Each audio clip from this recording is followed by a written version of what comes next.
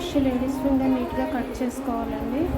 అలాగే మనం ఆనియన్స్ కూడా చాలా చాప్ చేసుకుని కట్ చేసుకుని ఉంచుకోవాలి నీట్గా. ఫస్ట్ ఒక కడాయి పెట్టుకుని కడాయిలో కొంచెం నూనె వేసుకోవాలి. అందులో మినపప్పు ఆవాలు వేసుకోవాలండి.